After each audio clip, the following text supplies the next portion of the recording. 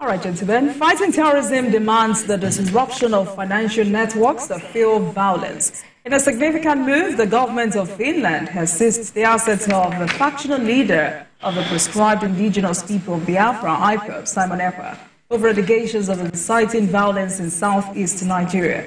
Reports also showed that Ekpa is being remanded in prison, which is reputed to be one of the world's toughest prisons. Gentlemen, I mean, many thought nothing would happen to Simon Ekpa because he's a citizen, and that's what his fans are saying. I'm so excited what is happening because Simon Ekpa is extremely irresponsible man. This is more trouble for him. Very irresponsible man.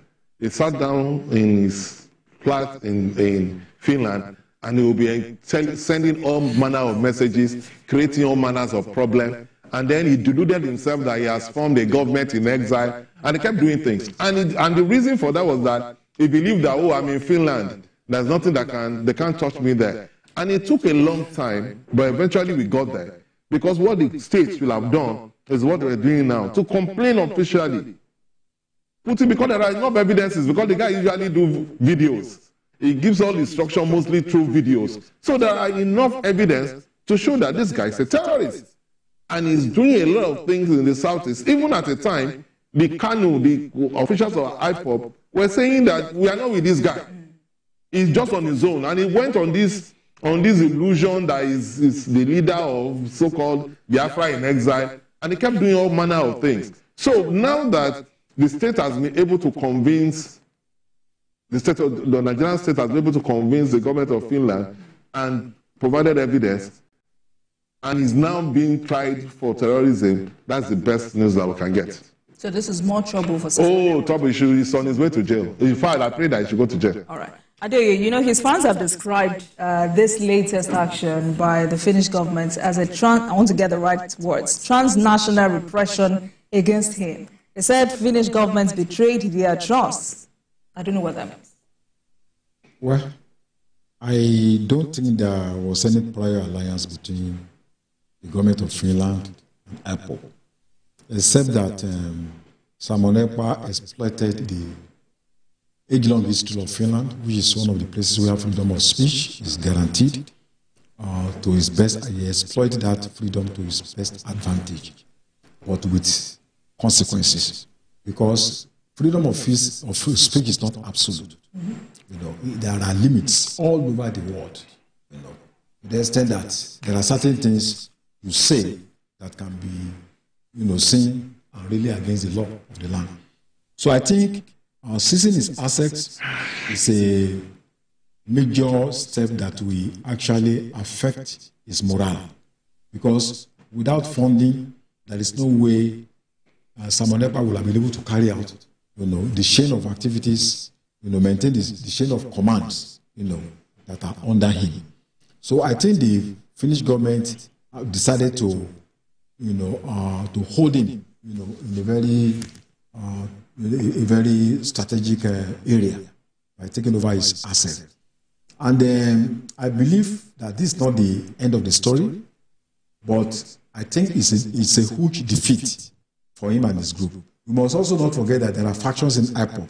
He only represents a faction. There are other two factions, you know. There are, you know, Kanu's group and then one other group that is just a little bit.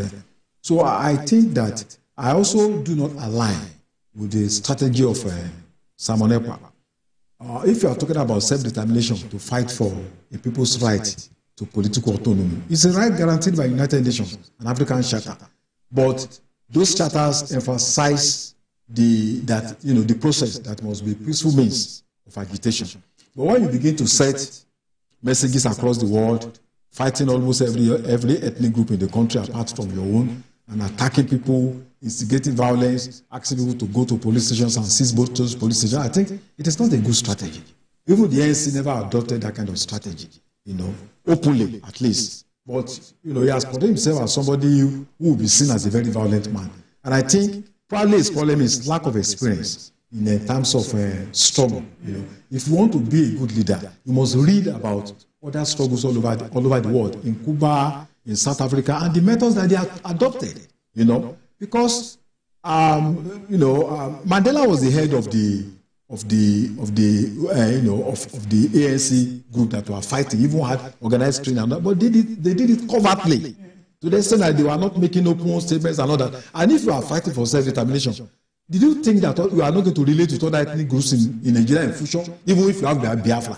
Are you going to say that you are not going to relate with your neighbors, with the Kwere, Ijaw, with Yoruba people, but you try to demonize every other ethnic group, even those that may even have sympathy for you? So I think it's a very reckless person, tactless, and I think by now you must have seen the consequences that waging self-determination struggle needs a lot of wisdom. It's not just about, it's not, I hope so.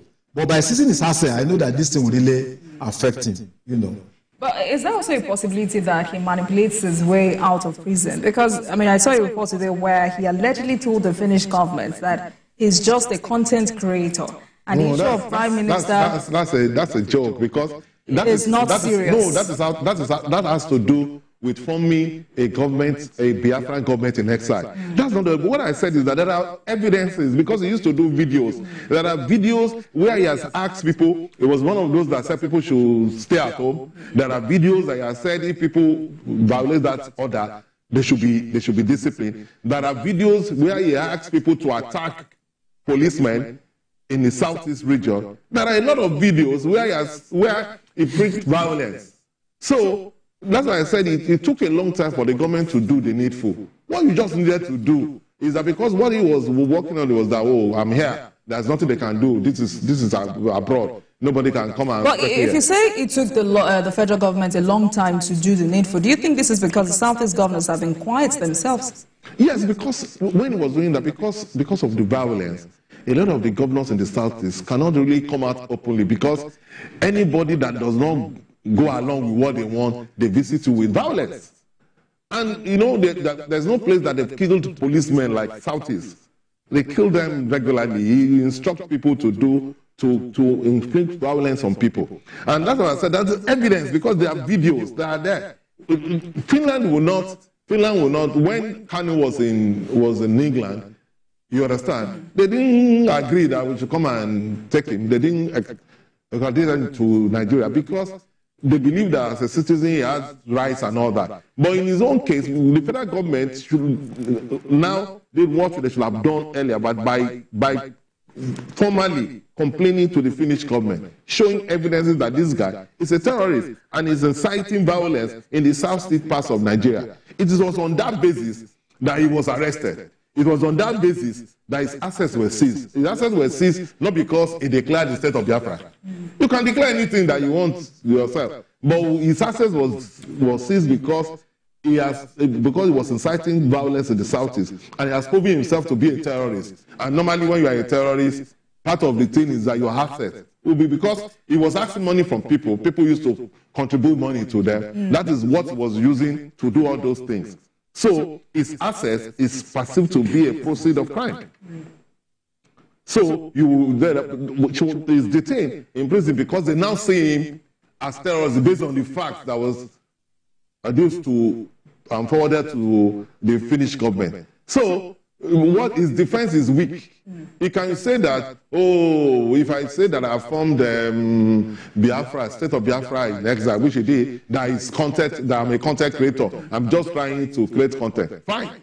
But you cannot say that the videos that show you inciting violence in the southeast, instructing people to attack policemen and attack people that do not agree with you, that cannot be accepted. All right. That is terrorism.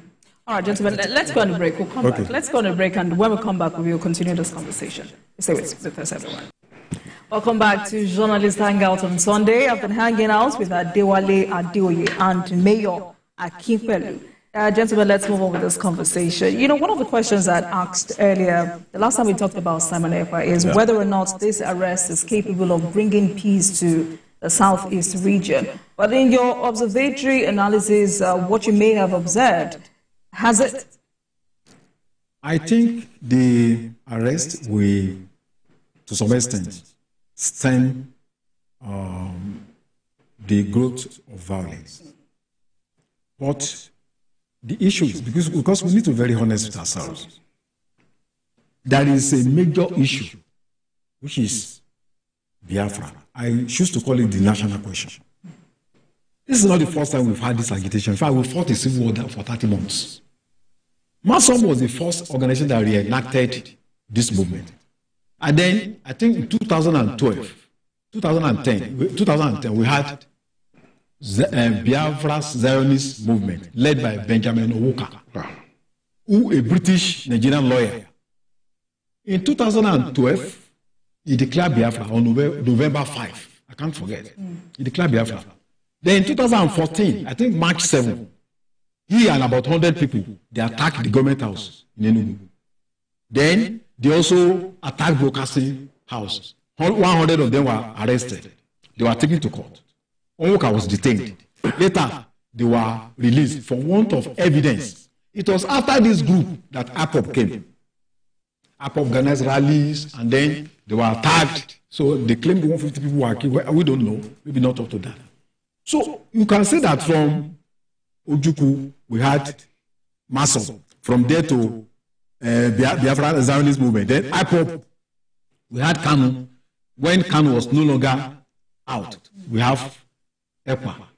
It gives us the impression that if you arrest Simon Ekpa today, another woman has been appointed. I saw a picture this morning. It means that, look, there is a problem on our hands. We just need to be very honest. It's good to be politically correct. There is a major problem of the national cohesion. My only disagreement is that no violence. But it is time for us to sit down and talk about the future of this country. It's like each time you arrest someone comes out again. And that people should not adopt violence. In the UK, people are agitating for self-determination, but they are not going violent. The Irish Republican Army used to do that, but now they have considered to negotiate. And their party recently made a lot of roadmap. So this even in Quebec, in Canada, the Quebec French-speaking, they have produced more prime ministers. But they are still saying they don't want to be part of Canada. They organized a referendum. So this idea of saying that Nigeria is indissoluble and all that, I think it's rubbish. It's rubbish. We need to sit down and say, look, gentlemen, let us talk, but no violence. We don't want to fight war. Let us talk with our brothers and sisters. What are the things that we want? What are the things we can do? And I think I can see progress being made. The government is talking about state police. So we need to do things that at least will make people to put down their guns so that we are brothers, we are Africans. So that we can sit down together and have a country that is based on our own wish. That we can agree on the conditions that we want to live together. All right, Mayor, would you like to react to that? We discussed this issue some time ago on this, and I said the marriage between the nationalities within Nigeria is a Catholic marriage. There's no divorce there. We have passed the stage of divorce. It's a Catholic marriage. What we should do is to look at how we can be fair to all the nationalities within the Nigerian space. And I remember that the last time I said, for example, the Southeast has less states than the other geopolitical zone. So it's only fair for us to create a state in the Southeast. While others have most states, most regions have 6, apart from North and Asabon, they have 5. Yes. They have 5 states. That's not fair. If we want to be sincere to ourselves, we should be able to create another state for them. We look at other injustices or perceived injustice and try to sit down and see how we can solve that problem. But Nigeria is too together for us to go our separate ways. It's not possible. So let's be real. Is it perceived injustice or there is actual injustice?